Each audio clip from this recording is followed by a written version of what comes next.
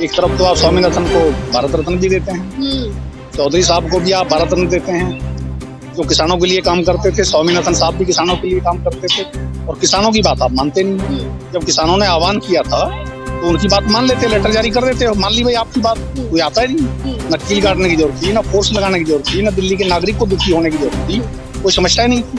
नेता अपने लाभ के लिए काम करता है, जीतने के लिए काम करता है। भारत का एक भी किसान इस आंदोलन के विरोध में नहीं है, जो सच्चा किसान है। दलाल सब जगह होते हैं, वो कल भी थे, आज भी हैं, कल भी हैं। सटीक खबरों का सीधा असर। आप देख रहे हैं एनसीआर समाचार, खबर भी असर भी। नमस्कार, मैं आपके साथ रितेश मंगवाना और आप देख रहे हैं एनसीआर समाचार। लगातार किसानों को लेकर सियासत गर्म हो चुकी है। किसान जो है वो दिल्ली एनसीआर में घुस चुके हैं। तमाम बैरिकेडिंग 144 धारा लग चुकी है और कीले यहाँ तक कि नदियां तक भी बनवा दी गई हैं किसानों को रोकने के लिए। हम बातचीत करेंगे सुप्रीम कोर्ट के परिसर में। इस वक्त हम मौजूद हैं, हमारे साथ एडवोकेट हैं, तो सीधे से बातचीत करेंगे। सर, आपका परिचय जानना चाहेंगे पहले तो।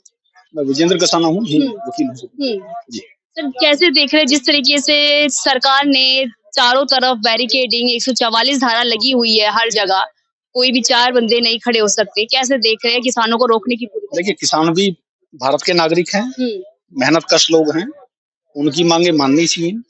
2 साल पहले बैठ के चले गए, सरकार ने आश्वासन भी दिया था भाई बात करेंगे, बिल भी वापिस हो गए थे, एमएसपी की बात रह गई थी, वो सरकार को मान लेनी चाहिए थी। सारी ना मानते, आधी मानते, आधी नहीं मानते, चौथाई मानते।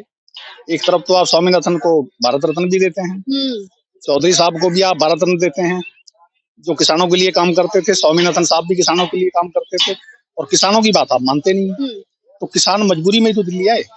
इतनी ठंड में किसी को क्या शौक है, उसमें बुढ़े ठेरे लोग भी होंगे जो अपना घर छोड़ के ठंड में इस तरह सड़कों पे आए होंगे, मजबूरी में तो आए होंगे। सरकार क्या कर रही है? हम आपकी कुछ शर्तें मानने को तैयार हैं और लखीमपुर के मारे गए किसानों को मुआवजा देने को भी तैयार तो है। बिल्कुल माने सरकार, किसको आपत्ति है, लेकिन आश्वासन तो दे, लिखित में दे आश्वासन।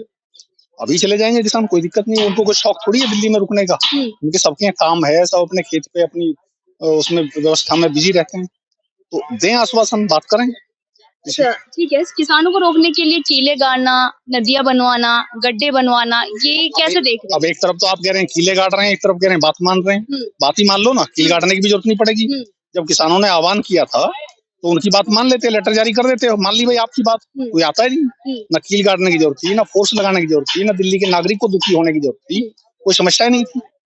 अब माने तो सही ना, तेरे लाल किले वाली घटना ना हो जाए इसलिए रोकना पड़ता है। बिल्कुल सही बात है, लेकिन मान लेते ना पहले, जब वो चले थे अपने अपने गांव से तभी मान लेते। वो भी तो भारत के नागरिक हैं, मेहनत कश लोग हैं, उनकी बात वो किससे कहेंगे? तो सरकार से ही कहेंगे ना। वो पाकिस्तान से और वो रूस से कहने तो नहीं जाएंगे। तो सरकार भी तो धीरे धीरे मांगे पूरी करेगी ना, एकदम से थोड़ी कर देगी। 1% तो मांगे, जैसे एमएसपी पे अभी 7% की खरीद होती है, तो इस बीजेपी सरकार ने 10 साल में वो 1% बढ़ाई क्या? नहीं बढ़ाई। जब आपने 7% से 7% पे लाके छोड़ दी, जो सिंचाई की व्यवस्था वो 23% अंग्रेज छोड़ गए थे, आपने 26 पे छोड़ रखी है, 3% बढ़ाई 75 सालों में। तो आप कर क्या रहे हैं? दोगुनी आय भी कर रहे हैं किसानों की, आय दोगुनी 6,000 दे रहे हैं महीना। नहीं, आय दोगुनी हुई क्या? भारत के लोग 50 लाख करोड़ का खाना खाते हैं साल में, और आप उनको 2000 के हिसाब से 3 लाख करोड़ रुपया देते हैं। 20 लाख करोड़ तो किसान का ही बकाया सरकार के ऊपर। यदि एमएसपी मिल जाए तो 20 लाख करोड़ बैठेगा। किसानों के बालक मजदूरी करने शहर नहीं आएंगे और शहर के बालकों को जॉब मिल जाएगा शहर में, तो सबका गुजारा होगा ना बढ़िया। लेकिन सरकार काम तो करे ना, गांवों को खुशहाल क्यों नहीं करते आप, किसानों को खुशहाल क्यों नहीं करते? जो प्रोडक्शन फालतू हो जाता है, भारत में जितनी जरूरत है प्रोडक्शन की, उसका 1.5 गुना किसान पैदा करते हैं। ये इस मुल्क के लिए खुशहाली की बात है। दुनिया के ऐसे मुल्क भी हैं जहां उत्पादन पूरा नहीं हो रहा, दूसरे मुल्कों से उन्हें खाने की चीजें मंगानी पड़ती। यूरोप की तो बुरी हालत है, लेकिन हम खुशनसीब हैं, हमारे किसानों की बदौलत ही हम खुशनसीब हुए। लाल बहादुर शास्त्री के वक्त में हम अनाज के लिए घुटने टेकते थे दूसरे मुल्कों में, इस किसान की मेहनत की वजह से हमने 1.5 गुना उत्पादन कर दिया, तो अब उस पे उसको उपज का दाम तो दो ना। पर वही चौधरी चरण सिंह के पोते जो है वो सरकार की गोद में जाके बैठ गए हैं, कैसे देख रहे हैं? कहीं ना कहीं जाट का वोट या किसानों का वोट इस बार पोलराइज होगा या नहीं? देखिए, नेता हैं वो, नेता कहीं भी अपने लाभ के लिए चला जाए, लेकिन उसमें अब कहें वो जाट सारे चले जाएंगे वो भी संभव नहीं है। किसान भारत रत्न पे गए ना उनकी नहीं, वो हो सके वो चवन्नी पे चला जाए, हो सकता है तिल सकड़ी पे चला जाए, हो सकता है एक लड्डू पे चला जाए, ये उसका व्यक्तिगत मामला। हो सकता है वो झूठे आश्वासन पे चला जाए, ये तो उसकी व्यक्तिगत समझ है, लेकिन किसानों का तो ठेकेदार नहीं है। ना जाटों का ठेकेदार है, ना गुजरों का ठेकेदार है, ना कुर्मी का ठेकेदार है, किसी का ठेकेदार नहीं है। कल वो कांग्रेस में भी जा सकता है। उनके पिताजी भी कभी कांग्रेस कभी बीजेपी सब में जाया करते थे, तो ऐसे होते हैं नेता। तो बाकी भी ऐसे ही हैं। कांग्रेस में जो एमपी थे वो बीजेपी में आ गए। कल जब कांग्रेस की सरकार आएगी, बीजेपी के जो 150 उधार आए थे वापिस चले जाएंगे। नेता तो ऐसे ही होते हैं। नेता अपने लाभ के लिए काम करता है, जीतने के लिए काम करता है। अच्छा, एक तरफ आप सब वकील ईवीएम का आंदोलन शुरू करने वाले हैं और अब किसान आंदोलन के लिए भी आप उनके समर्थन में आ चुके हैं, तो कैसे देख रहे हैं 2024? देखिए, ईवीएम की बात में दम तो है। सीधा सा आप बैंक में जाते हैं या एटीएम पे जाते हैं, आप पैसे निकालते हैं तो रसीद मिलती है। ईवीएम बुरी चीज नहीं है, उसमें वकीलों को भी संशोधन करना चाहिए। ईवीएम पे रसीद यदि आने लगे तो बहुत बढ़िया चीज है। दूसरा एक और करते हैं, जिस दिन चुनाव हो शाम को ही काउंटिंग करके उसकी रसीद बनाते हैं और जो एजेंट खड़े हैं उनको दे दें। एक जो रसीद है वो पेस्ट कर दें उसके ऊपर, होगी काउंटिंग। मशीनों को कचरे में डाल दो ले जाके। न रखवाले की जरूरत है, न बेईमानी होगी, न घोटाला होगा, न चीटिंग होगी, न मैनिपुलेशन होगा, कुछ होगा ही नहीं। ये भी आरोप लगा रहे हैं सुप्रीम कोर्ट के वकील खुद के चुनाव तो ये उस बैलेट पेपर से करवा लेंगे। हमने बताया ना, ईवीएम से ही कराओ, सबको रसीद दो। जिस दिन चुनाव हो जाए 5 बजे वहीं काउंटिंग कर दो। काउंटिंग करा के सबको स्लिप दे दो जो एजेंट हैं, और एक स्लिप पेस्ट कर दो मशीन के साथ, और स्लिप ले जाके काउंटिंग कर लो 2 दिन बाद। क्या दिक्कत है? चुनावों से पहले किसान इस तरीके से आंदोलन कर रहे हैं, कोई उनकी रणनीति है, साजिश तो नहीं है? साजिश क्या हो सकती है? कोई अपनी मांग मांगे साजिश कैसे कहेंगे? उनकी मांग है, वो तो आज नहीं करेगा, चुनाव के बाद भी करेगा।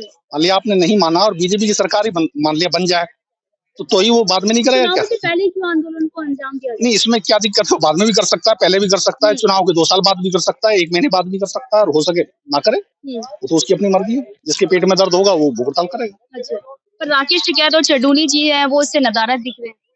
नहीं, उसमें कुछ रणनीति थी कि जो चुनाव लड़ लिए हैं वो इसमें शामिल ना हो, जनता ही रहे, तो राजनीतिक इशू रहे होंगे, लेकिन कोई विरोध में नहीं है। भारत का एक भी किसान इस आंदोलन के विरोध में नहीं है। जो सच्चा किसान है, दलाल सब जगह होते हैं, वो कल भी थे, आज भी हैं, कल भी हैं। पिछले आपने देखा होगा कि 700 किसान शहीद हुए थे। इस बार क्या लग रहा है सर? जिस तरीके से कीलें गाड़ी गई हैं, चारों बॉर्डर जैसे गाजीपुर बॉर्डर हो गया, लखीमपुर बॉर्डर हो गया, हर तरफ। देखिए, सरकार को जिम्मेदारी का रुख अपनाना चाहिए। कोई हताहत ना हो, किसी का नुकसान ना हो। किसान भी भारत के नागरिक हैं, उनको भी बैठा के सम्मान से बात करें, उनके समर्थन को बंद कराएं, लेकिन उनकी मांगे माने, उनको भी अंधेरे में ना रखें, सरकार भी अंधेरे में ना। मांगे मानी जानी चाहिए जो जायज है। इतना हो सकता है सारे ना मांगो तो आधी मांगो, आधी ना मांगो चौथाई मांगो, कुछ तो तय होना चाहिए ना। तो तमाम वकील किसानों के समर्थन में उतर गए। बिल्कुल उतर। और आपके जो आदेश अग्रवाल थे वो तो देखिए, आदेश अग्रवाल जी की समझ का मुझे नहीं पता, वो हमारा अध्यक्ष हैं, जीत के आए हैं, और उनको जो भी बात करनी थी वो व्यक्तिगत रूप से कर सकते हैं। कमेटी में तभी कर सकते हैं जब कमेटी में वो सलाह करें। सलाह तो की नहीं, और उनकी बार कोई बपौती नहीं है।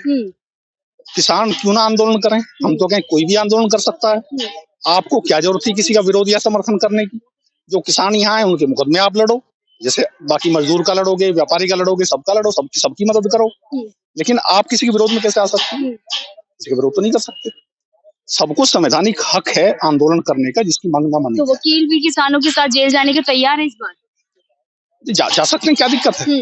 जो किसानों के एक्टिविस्ट हैं वो जा सकते हैं, लेकिन वकील को वकालत करनी है, जेल क्यों जाएगा वकील? समर्थन तो आप ही कर रहे हैं ना? समर्थन करना चाहिए। समर्थन नहीं कर रहे हम लोग। जो आदेश अग्रवाल का जो लेटर है उसकी भर्त्सना कर रहे हैं, उनको लेटर नहीं लिखना। हम इसलिए यहाँ आए थे कि वो वकील हैं, हमारे अध्यक्ष हैं, उनको सबसे सलाह करके बात रखनी चाहिए थी।